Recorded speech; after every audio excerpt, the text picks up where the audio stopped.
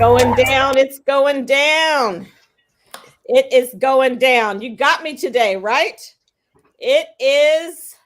We got issues time. It is time. I know you look forward to this time every single day, Monday through Friday from 6 to 7 p.m. We got issues with Katrina Harris Earl, your girlfriend, with your girlfriend, Lady Chrisette Ellis, with your girlfriend, Gloria Mayfield Banks, with your girlfriend, Sabrina Go Monday. You know that messy one.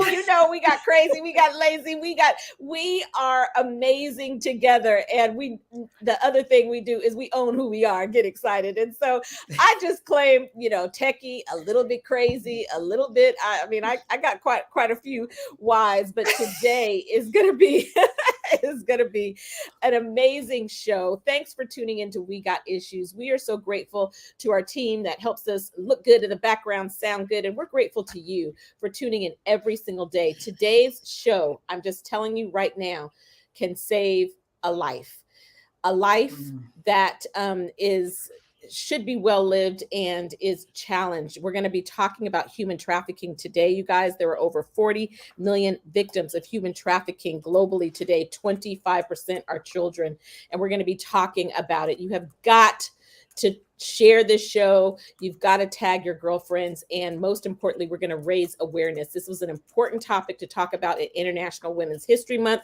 because it is real. And I just continue to say, if women ruled the world, we could solve all the world's problems this month, like for real. Okay. So there's so much important things going on in the world. We need to talk about them all. And today we're leaning in really deeply, talking about human trafficking and our guest story.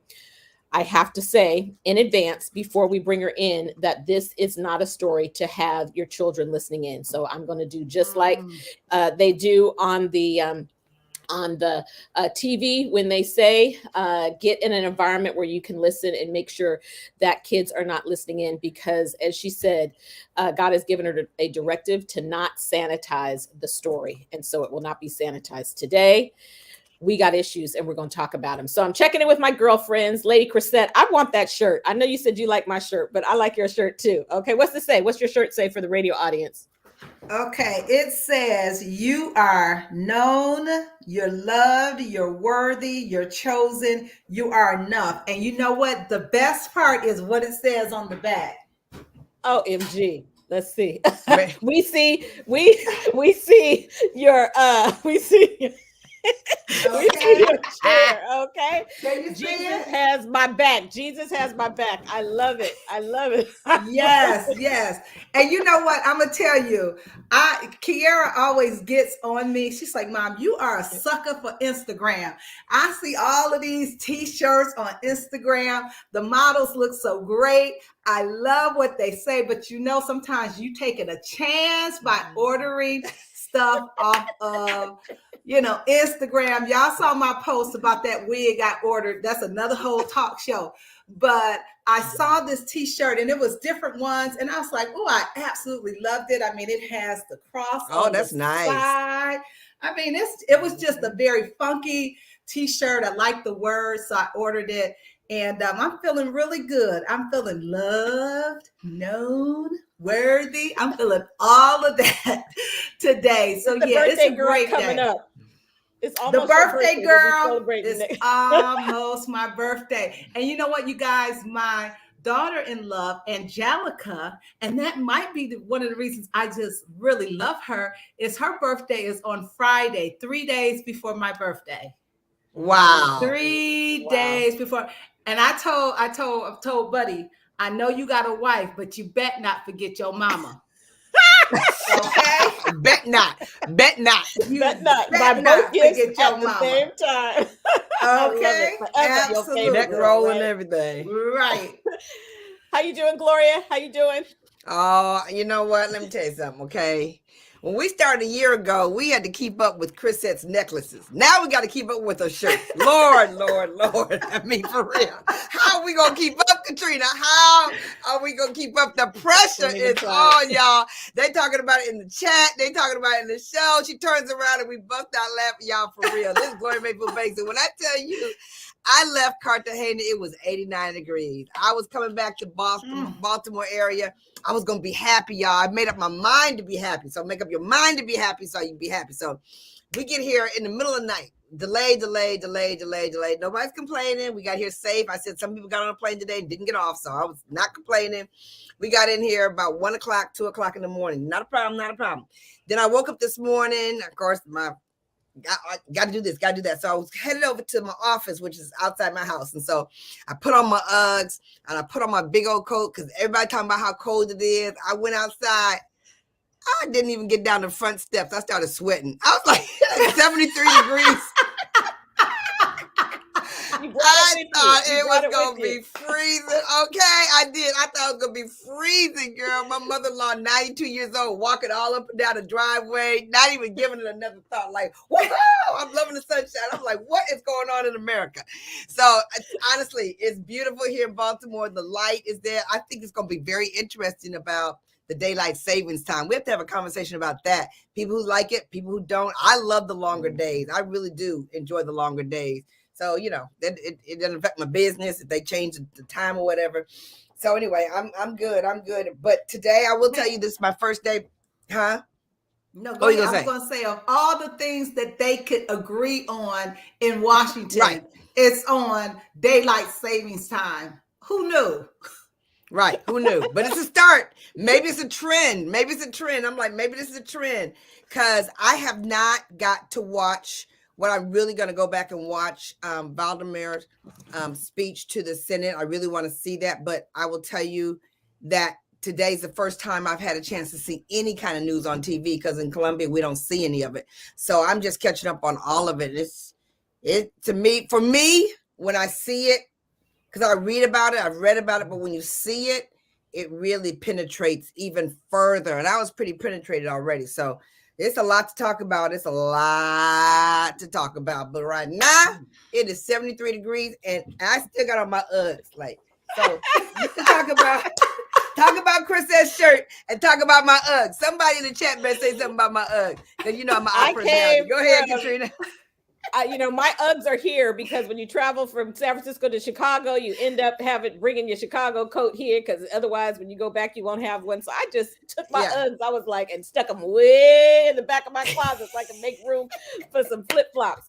I am ready for it. I'm ready for it. Of course, we have to give mention. Otherwise, it will really be messy up in here. Thank you. Sabrina Gilma Monday is not here today because you have got to watch her at Sabrina Monday on Instagram because we are cheering. Yes. She's actually in Detroit, right? She's in Detroit. Quincy Monday is going to be here. She should be getting here soon. You know, Sabrina was supposed to be here hours ago. Last I talked to her, she said, you know how it is when you're driving, you keep remembering stuff that you need and all of that. So she should be rolling up here in about an hour or so. Awesome. So we are going to talk and celebrate. We will be talking about that certainly even more tomorrow. But I want to just lean into this conversation, you guys. And we are going to flash the National Human Trafficking Hotline up several times. It is 888-373-7888. It's a 24/7 number. We'll also flash up the way that you can text in. We'll share that in a little bit. The definition of human trafficking. Trafficking is often referred to as a modern day slavery. According to the definition used by Homeland Security, human trafficking involves the use of force, fraud, or coercion to obtain some type of labor or commercial sex. As I said at the beginning, 40 million victims of human trafficking. 25% are children, y'all. The average age of child victims is 12 to 14 years old, with children having been rescued as young as 3 years of age. A child is sold for sex approximately 20 to 30 times per day. This is the fastest growing and second largest. I mean, I feel the tears already. It's the fastest growing and second largest criminal enterprise in the world, generating $150 billion illegal profits a year. 99 billion comes from sex exploitation. Human trafficking has surpassed illegal sales of arms. It is expected to surpass the sale of drugs. And 51% of the criminal human trafficking cases in the U.S. were sex trafficking involving children. I just want to say this: when minors are induced into the commercial sex trade, it is, of course, a federal crime. Both forms of trafficking may include crossing the border, but we are going to talk today specifically a lot about what is happening in America. What is happening in America? I'm going to bring in someone that I am blessed to call a mentee. She has come into my life, and I'm clear on why God has brought her into my life. And I said to her, today, you got 3 new aunties. Okay, just get excited. So bring her in, Dorothy. Jessica Johnson, this amazing mother of 4, married for 13 years. She's going to get your camera pop. You might have to turn your camera off, Jessica, and then turn it back on if it's a challenge. But we got you on the radio. She is heavily involved in women's ministry, homeschools her kids, and is a powerful public speaker. So Jessica, we'll get your video, but let's make sure we have your voice. So say something and let's check and make sure we hear you on the radio and on social media. Hello, ladies. Hello, my name is Jessica. We got How you, are you guys? Excellent. And can everybody hear her on Facebook? And my husband always says, pay attention to details. I mean, honestly, even the fact that her screen is black is telling the story, because this is an example of what is taking place in America. But I'm just checking Facebook. Can you guys hear her when she says, say it one more time, Jessica, so we can make sure Facebook can hear you? Hello, ladies. Hello, everybody. My name is Jessica. I'm from Portland, Oregon. Excellent. They hear you, Jessica. We have 3 minutes before we go to break. And so we're going to get deep into your story after we come back. But just tell us a little bit of the happy part. Paint the picture of the life that you have right now as a victor. And then we'll talk about how you became a victim. Introduce yourself to our audience, Jessica. My name is Jessica Johnson. I'm from Portland, Oregon. I've been married for 13 years and I have 4 beautiful children that I homeschool, and I am just loving the new life that I'm living for God. I love it. I love it. How old were you? Because we do have a little bit of time for you to start out and just tell us the beginning of your story. How did you become a victim of sex trafficking? Home was very dysfunctional. I was abused verbally, mentally, emotionally, and my dad was addicted to pornography, so that led him to some touching. And because of that, I got tired of the abuse, and then I ran away at 16 and ended up at the wrong place at the wrong time. And next, I'm being sexually exploited and trafficked in. Wow. I sat and you told me this story, and it was an hour-long conversation as you went in and talked about it. And so I want you to go deep in it as we come back. And so right before we go to break, I'm going to share some more statistics, Jessica, and then Dorothy will work with you so we can get your camera straight. And when we come back from the break, you can share more of your story. But you guys, listen to this. In 2020, 10,583 situations of human trafficking were reported in the U.S. alone, 16,000 individual victims. Of course, this number is wildly underreported and drastically under-researched. We got you. Unlike other statistics you come across in your life, the following stats are living, breathing, and have a pulse. Y'all, listen to this. It's just, we have to bring awareness. A person can be sold for a sex act where a drug or a weapon is sold one time. A person is sold numerous times. So you just have to think about that. And the role that the internet plays. The average age of entry into the sex trade is 15 years old for females and even younger for males.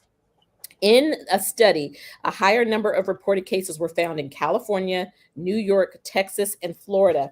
But I'm going to tell you, as we look across the country, it was just surprising to see the high numbers in Nevada, maybe not so surprising, Mississippi, Florida, California, Texas. We're going to talk more about it when we come back. And Jessica is going to go in and tell us her full story.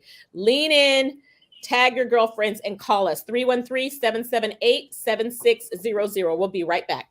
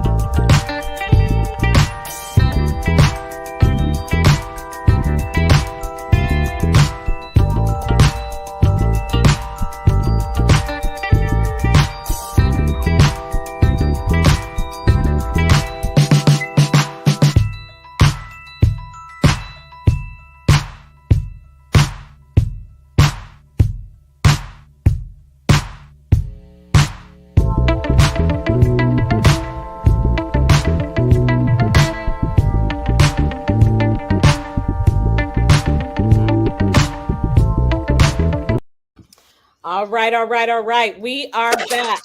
We are back. Thank you so much.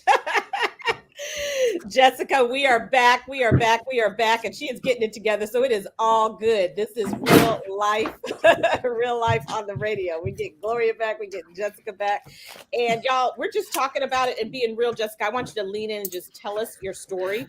And even on the break, we get somebody who comes in who is selling, online clothing, naked online clothing, that's in the chat, y'all. This is raising awareness to the fact that you have to remember everything you do online that's public, everybody is watching. And it's the same thing for our kids. We have had to block somebody even while we're on this line, probably because when you post certain things, it tags and it wakes them up and it helps them to find you. So you have to just be super aware. So Jessica, lean in and tell us your story. Tell us your story. So I had run away at 16 because I was just absolutely fed up.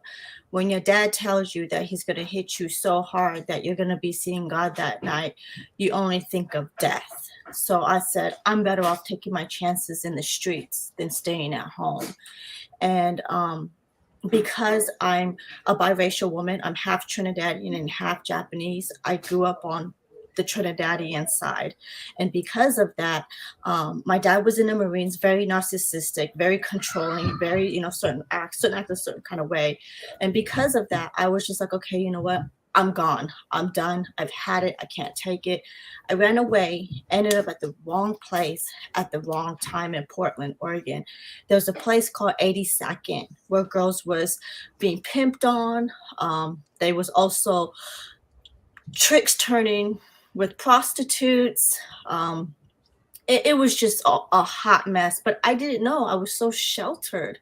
And because of me being sheltered, I ended up being snatched by somebody who what's calling the grooming process. They'll tell you everything. Well, what's wrong with you? And, they know when you're vulnerable. For one, when you're running away, you're susceptible to being trafficked. They know you're scared, timid, you're just very vulnerable. And because of that, they act like they care. Well, how are you? What's wrong? What's going on? They find your weaknesses and they attack it. And because of that, fear was already embedded by my dad. It was that much easier for the pimp to install fear and beat me into submission. Wow, Jessica. And so take us into that world. How did it first happen? And talk to us about it, just more about when you were actually in that life. What was it like? What experiences? What was life like for you day to day? So when I was 16 years old, I turned my first trick with a 45-year-old man for $700 and something. And I'll never forget it because I didn't know what to do. I was scared. I was timid.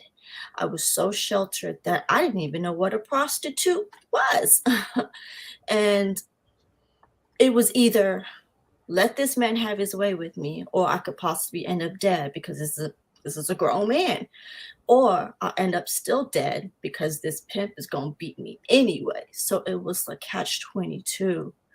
So eventually they would take away your basic necessities in order for you to submit. Your food, your clothes, your ID, anything that's personal, they take it away. You're isolated from the world. There's no communication. You are solely dependent on that trafficker or the pimp that's using you for his money. So me being very stubborn and feisty, I was fighting the pimp like, no, I'm not doing this. But when he beat me into submission and I'm bleeding and gushing blood and bruises from head to toe, you don't really have a choice. You're like, this is who's going to believe me? Police officers walk right by you because like, oh, you're just a hoe. That's it. They don't care. People walk by, civilians walk right by you. Oh, well, you're a prostitute. You ask for this type of ordeal. Don't even know the story. So eventually I learned what we call the game. Pimping and hoeing is called the game. The lifestyle is called the game. Why? I don't know. It's not a game. My life was in danger. So eventually I learned the streets. I learned to manipulate the tricks so I could eat because my pimp wasn't feeding me. He was using my basic necessities for me to submit. But I got smart. I'm like, okay, look, I have to figure this out or I'm going to end up dead. And that fighter in me allowed me to fight. And that's why I'm here to this day. Wow. Wow. Jessica, I'm going to invite the girlfriends in, but I want you to tell, well, two questions. I want you to tell what was it, how do you get connected with, how does the pimp connect you? Were you working on the streets or do they bring someone to you? Were you, enslaved in a house? What was that circumstance like? So I started off as a streetwalker. And when I was a streetwalker, the pimp would be so many feet behind me. He'll tell me, you go turn your tricks here, you go here, you go there. And they're not very far from you. And then eventually, when they feel like you know the area too well, they move you. So I go to California, all up and down California, Washington. I went to Vegas. And I'm a little kid. I don't know anything. Who am I going to tell? So it's either they set up calls, like they meet up with the Johns or whatever in the bars, or hey, look, I got this girl, whatever. And me being a mix and what they call in a lifestyle, an exotic girl, I get paid higher than the typical Caucasian woman or African woman or Hispanic because I am Asian is what they would title me, Asian mixed girl. They would have titles for young Asian nympho, come, have whatever with her. And that's how they would advertise you. And these guys would literally come and have their way with you. So I'm 16, 17, a little girl having sexual intercourse with these grown men old enough to be my daddy, literally old enough to be my daddy. And if you don't do these men want you to do, you are susceptible to get beat, which I've had that happen, thrown out of cars at 55 miles an hour, waking up in a hospital, not knowing where I'm at, stabbed, bruised, all these things has happened to me. And it's not a game. It's not a lifestyle. It's extremely dangerous. So I've done street walking, I've done escorting, I've done the strip clubs, I've done call girls, I've done webcam, I've done everything underneath the sex working act besides pornography.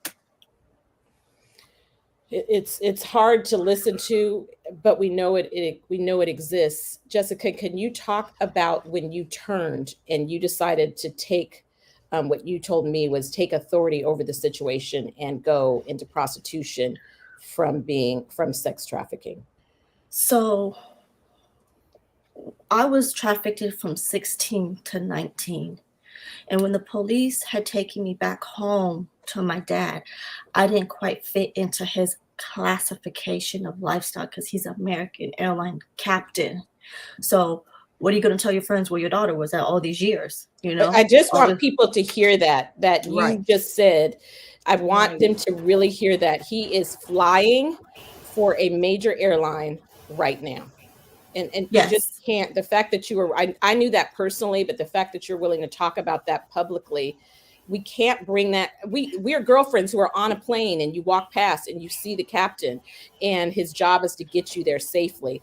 Can we just imagine that this person that we look at is human trafficking, especially even his child? So go ahead, Jessica. I was, I've been raped twice, more than twice, but I say twice because I had bare child with these people that had their way with me, one by the pimp and one by a John. And I've given them a closed adoption because I couldn't handle it. When I was pregnant with the pimp's child, that's when the police took me back to my dad because of the fact that I was part of a criminal case. I was a child. So when you're a child, the state picks it up automatically. And when I was pregnant with the pimp's child, his wife told me that I need to go to a pregnant group home and that I need to get my life situated and figured out. So because of that, that just set me off. I said, wow, once again, my dad chooses his wife, who he's not with today, over me. After what the police just told you, the trauma that I've been going through, what I have endured. But this is also supposed to be a man of God on top of it, which also shunned me away from the Lord for a while. So I said to myself, after I had this baby, I said, that's it. I'm out for vengeance. I hated men. I couldn't stand men. All I wanted to do was get them for everything they can. And I'm being honest and transparent. Wives would call me from these Johns and say, hey, I found your number in my husband's phone. And I tell them, if you want to know anything, you're going to have to either wire me or come meet me somewhere and give me some money if you want to know anything. That's how wicked I was. That's how hateful I was. So even though I was trafficked, I was so oppressed with my emotions that I became my own pimp. I prostituted myself out because I wanted the power, the control. I wanted I had the rage over men. But after that had happened for so long, I was in that life 7 years more after that. The spirits of Jezebel manifested in me to the point where I couldn't even control myself. I was on the clock, around the clock, 24/7, hitting licks. My husband now would take me to the church house and I would literally nudge him and say, are we done yet? I've got calls set up. I was in the church house setting up calls. That's how controlling and power I wanted. And eventually it was just too much, too much. We're going to a break. This is so hard, but I want you guys to continue to listen, because the way God turns Jessica's life around lets you know, oh my gosh, she has such a strong and amazing faith. Imagine the courage it takes for her to tell her story. Thanks for tuning in. We'll be right back. Thanks for listening to We Got Issues.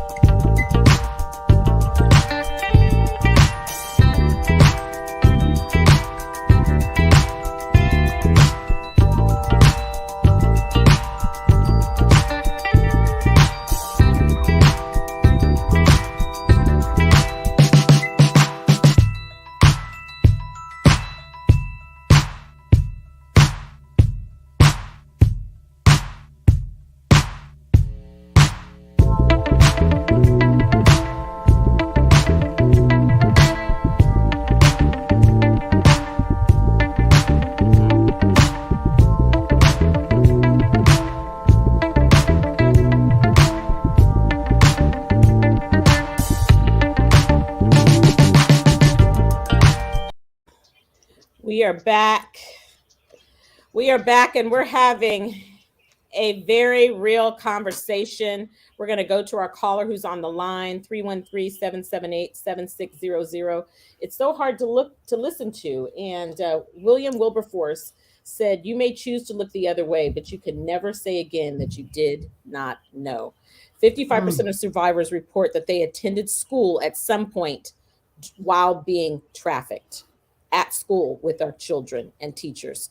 44% of victims reported no one reached out and offered them help out of life, with another 26% reporting rarely ever being offered help. The What does the John look like? The background: all races, all ages, many of them, it is not uncommon for them to be married with children. A case we're very familiar with, Jeffrey Epstein's case, June 30th, 2008. He was convicted. He pleaded guilty to a state charge, one of two, for procuring for prostitution a girl below age 18. He was sentenced to 18 months in prison. While most convicted sex offenders in Florida are sent to state prison, Epstein was instead housed in a private wing of the Palm Beach County Stockade, and according to the sheriff's office, was 3.5 months allowed to leave for jail for work release for up to 12 hours a day, 6 days a week. And it goes on and on and on and on and on. It's crazy. So I want you to continue this part of the story, and then we'll shift. There's so much more to the story about as you turned with prostitution. And then I want to talk about how your husband came in your life and what that looked like. And of course, how the Lord began to turn your life around. So finish telling us about where you were and what life was like in prostitution. Oh, yes. Thank you. We're going to go to a caller. We're going to go to Rick, who's on the line. Rick. Yes, thanks for letting me join the conversation. You know, she's saying a lot. A lot can be gained from it, absolutely. I had a couple of questions. One is, what suggestions for improving the public response, police response, options for captives would she suggest? Another part is, as I've looked at this and participated over the years with victims who I did make3.com, you know, the role that women play. You mentioned that grooming phase, particularly when it involves foster children or kids moving by themselves. They generally play a role in getting girls involved. I mean, if it's just introducing them to the money option, introducing them to the people, or setting them up to where they can be captive. And so I was just wondering if you had something on that. And also, the husband, I'd be interested too. Tell me about your husband and what they can write to you after those experiences. I think that'll be, fascinating. And as you look at this now, you see all of this fetish-based sexual fantasies going on. What do you think? Do you think parents need to chip? And I know it's not an option in cases of, low income or, children that run away. But, I mean, that is something to think about. It's just so much of it now. Put the chips on children. I mean, it's just that much of a business now, and it's that much of a reason for parents to be concerned. So that's absolutely. Thank you, Rick, and you, Jessica, to comment on all of that. And we're going to pop up the National Human Trafficking Hotline number as well as the SMS number. I'm going to say it for those of you listening in. It's 888-373-7888, and it's 24/7 if you think anyone is a victim of human trafficking. I'm telling you, these phones have made a big difference in so many cases being reported. If you're at an airport or you see something, say something, and I would snap a picture too. The SMS is 233-733. You text help to 233-733. I'm passing it to you, Jessica, to answer anything you can about Rick's question. What should we do? And then tell us about your husband. So, as sad as I hate to say this, but I was coerced even to sleep with the police officer to not go to jail. The reason why we have, and I'm just going to call it like it is, a lot of the Johns or tricks that these women see are high-end Caucasian men that's got throwaway money. Governors, DAs, lawyers, captains, law enforcement. Unfortunately, to be honest, they want to actually legalize it. So that's why they're not bringing as much awareness. I'll get into that a little bit towards the end. But that is why it is so hard to really bring the full awareness the way I want to bring it, because you have politicians and lawmakers that are involved in trafficking. The pornography industry is supposed to be what, 18 and over? They're trafficking young girls to make their videos. The people that you think you could trust, they're involved in trafficking. So it has become a point where high-end people that have money and that can pay to get things swept underneath the carpet, that's why it's so hard. And I will continue to voice my opinion and be bold and courageous until the Lord calls me home to speak on this, because I do not want, not even my worst enemies, to go through the things that I have to endure. Because once you're in, the question is, how do you escape your own prison? Right. Let's talk about escaping. Tell us about your husband coming into your life and how the Lord began to turn. How do you get out of this horrific life? So when I was pregnant with my pimp's daughter, I was on a chat line, trying to secretly get back into the life because I wanted the power. My husband left his number. I was just, calling it, wanted to be friends, nothing more. I was done with men. I didn't quite was honest with him fully in the beginning about me having a situation with prostitution, because when you get to know this person for a few months and they actually get to know you for you and not some money-making machine, you don't want to tell them your darkest secrets. I mean, who's going to go around and say, oh yeah, by the way, I'm a prostitute? Like, nobody, right? So when I met him, people in Portland is kind of one of those cities where everybody kind of knows each other. And I grew up in Atlanta, so it's not like I run into the same people over and over like Portland. And because people knew who I was, because honestly, I was one of the biggest prostitutes here in Portland.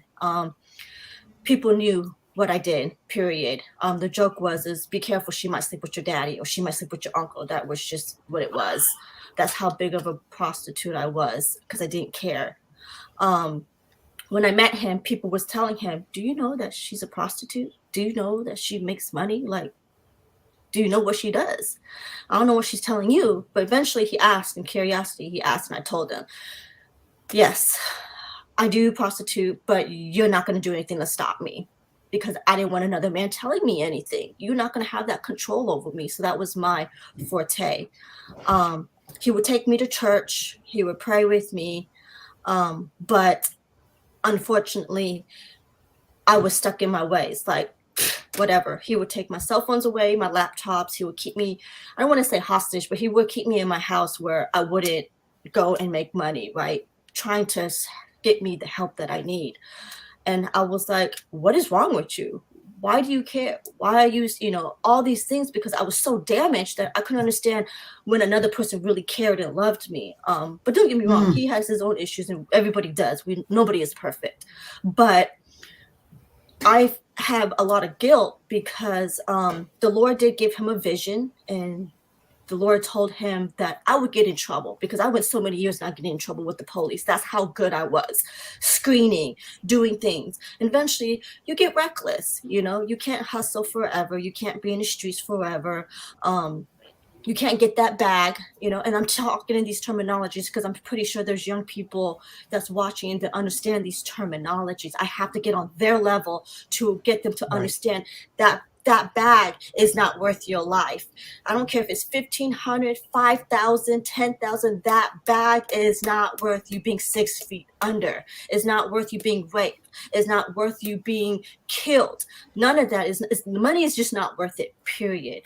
When he told me the Lord had a vision, and he said, God wanted me to tell you that you're going to get caught and I'm going to be there with you. And I was like, what? And if, unfortunately, this happened years after, when he told it to me. It was actually before I got caught, but when he told it to me, eventually it manifested, and he was driving down, because at this time I did have a son with him, and the Lord told him to get married to me, which I thought was weird. But I'm thinking in the streets, oh, I'm married to the game. I could be married and I could do my side hustle. I could just, play double life. Don't work that way. So my husband drops off our son. He drives down there with him being misdiagnosed with diabetic, right? He's taking this metformin pill, and he drives down there, tries to stop me. I didn't tell him I was having a call, I'm just thinking I could just push him out, say, because the guy's going to think that he might be another call, right? Leaving up and go. But that wasn't the case. I ran into the police. When I ran into the police, that's when I realized, oh my gosh, now what? First of all, how did he know exactly from detail how I was going to get caught? And then instead of them taking me, they took him because he's a Black man. So I didn't get charged. I once again slipped away. So your husband, just so they understand, your husband was coming to rescue you again out of the life, not involved, a man of God, loves the Lord. He was there coming to rescue you. The cops came and intervened, and they took him because they assumed that he was the man who was coming for the call. Because he was a Black man, did not take you, took him. I mean, I'm telling you, the story, it's unbelievable. We have a break in just a quick moment. Right before we go to break, we're going to go to a caller, Grace, and then I'm going to bring the girlfriends in, and we're going to tell your happy story. How did the Lord come in, and what did he do? Grace, just a couple moments. Can you chime in on the conversation? Yes, I thank you for this. And I think her name is Jessica. Thank you for your testimony, your living testimony, because this is from literally the cradle to almost the grave. You have really, really told a journey, and you're supposed to be here. And I thank you. I thank you. I thank you. You're supposed to be here. If you didn't hear anything else today or in 10 years, you understand, young lady, you're supposed to be here. You have gifted many individuals about your testimony. And thank you for putting a face on it. Thank you for putting a spell on it. Thank you for putting a where it is on it. You have literally done all that you can do with your testimony. And you could please continue. Wow. Absolutely wow. Thank you. Thank you. Thank you. You're supposed to be. Thank you, Grace. And I told Jessica, this is a book, this is a movie, this is a story, and most importantly, putting us on what we can do. We're going to lean into the girlfriends because I know they have some encouragement for Jessica. Let's go to break, and we'll be right back. Stay with We Got Issues.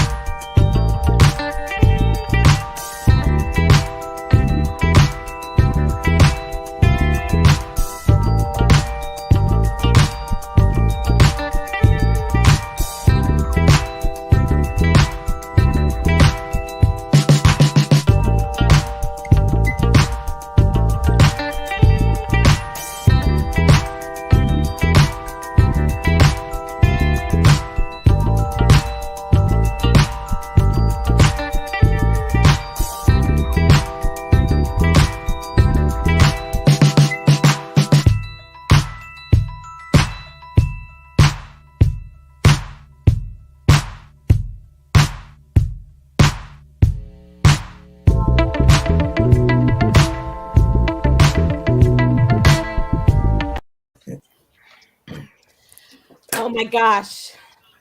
We're jumping right back into this conversation today. I know everyone is listening in. The human trafficking hotline is growing across the bottom. It's not just for those that are victims, but you can go there and find out how you can help, how you can donate, how you can make a difference, how you can provide women that and girls that are and boys that are coming out of this life with packages. They have the basic needs that they don't have to go to someone looking for that. Frederick Douglass said, "Power concedes nothing without a demand. It never did and it never will." And you can count on the girlfriends to always bring to you issues that are important. And we are powerful women, and we have powerful men and women that listen. We're about friendship, mentorship, and leadership, and we are the ones who can turn this around, make a difference, speak truth to power, and let it not be okay. Jessica, you were talking about your husband, and so bring us up to date on where we are with that story, because it's important. Like, what happened when they took him to the jail? Like, what happened? So I was cited. Uh-oh. They took him to Okay, jail, go ahead. and he's still currently fighting for it because they're trying to make him a sex offender. You're going. Start again. It went in and out. Just start again. They cited me. They let me go. They took him, and they're trying to make him register as a sex offender, but there's no victim. That's not possible. They used me through the criminal procedure, but excluded me at the same time. So what I have done is, while he's fighting on that end, I have become a human trafficking advocate. I am also working on my victims advocacy so I could work in the criminal system, talking about criminal reform, what we need to do about the racial ethnic disparity that's going on in our system to people of color. I also do public speaking in my ministry to women and children and men, signifying what goes on.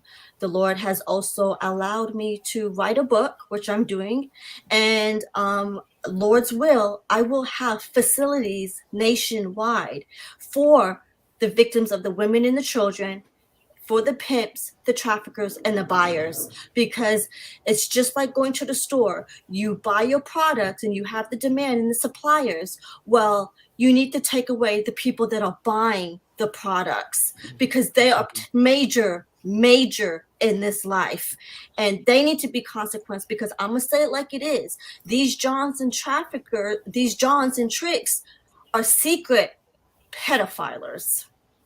Mm-hmm. They know the difference between a child and a grown woman. I don't care. There's no excuse. A child from 9 to 17 is not going to have their sexual, the sexuality, being confident in who they are, right? A woman is going to know her sexuality. A child isn't. There's no such thing as a child prostitute. And even if it is a grown woman, nobody or no woman grows up from a little girl saying, I want to be a prostitute. I want to be a sex worker. Right. We get addicted to the money because it comes so abundantly, but it also tears down your soul. I heard the Lord call me. The Spirit drew me in, because I wondered, how did my husband know what was going to happen before it happened, which gave me the curiosity. Is there a God? So that question went to heaven, and the Spirit drew me. And when October 12th of 2018, I got delivered, fully set on fire at a grocery store with my 3 boys. And from that day forward, I never looked back. Never looked back. I've been on fire for the Lord since. I don't think that fire is going to go out, because why would a person throw up in the toilet to drink it again? It doesn't make sense. Mm-hmm. Why would I go back when I know the grace and the favor that God has upon my life? I have been set free, delivered, redeemed, restored, healed. Right. And God is going to use my boldness, my courage, so truth can be spoken amongst others, and not just those that are victimized, but the whole people, because you can be prostituted in different ways, not just sexual.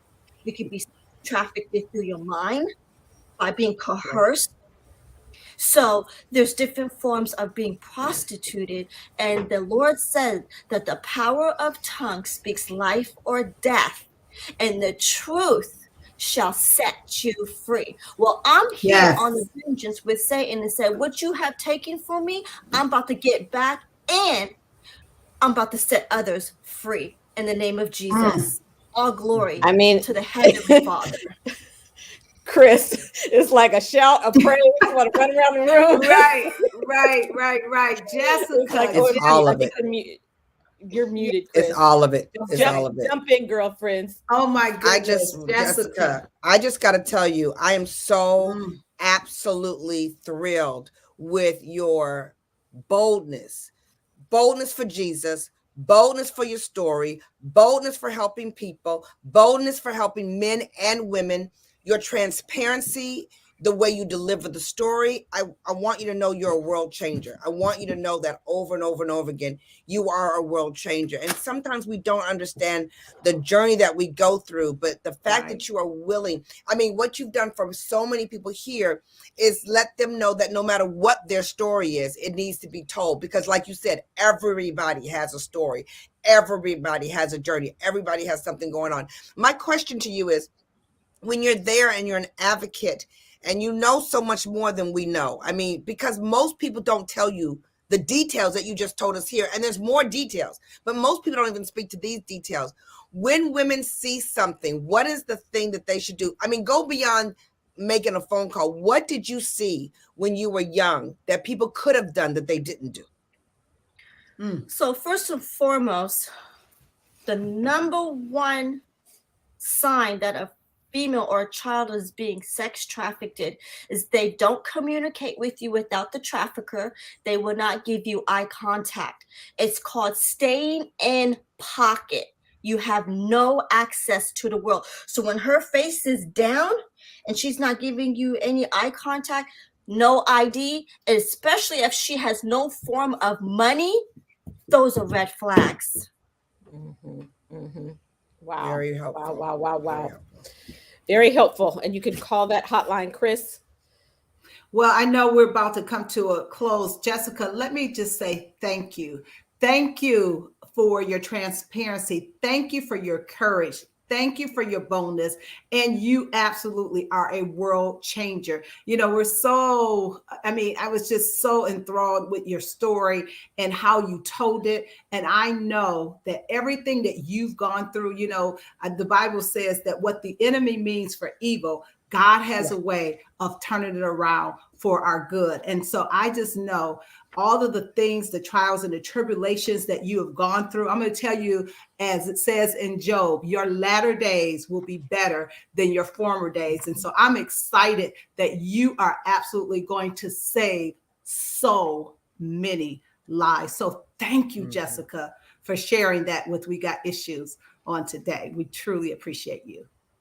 Absolutely. When your book is ready, we want to have you back. We want to support. We want to be a part. You're doing amazing work, Jessica, and we're praying right now. Believe it or not, y'all, her and her husband are still going through this. So I'm asking our tribe to just, through the authority we have, we are people of prayer, to believe that you will work it out. You will have the right lawyer, the right people, the right resources will come so that you and your husband can continue to live in holy matrimony. Thank you so much, Jessica, for leaning in. And tomorrow we have a great story. It'll be a happy story, okay? Another story, Chris, you got tomorrow.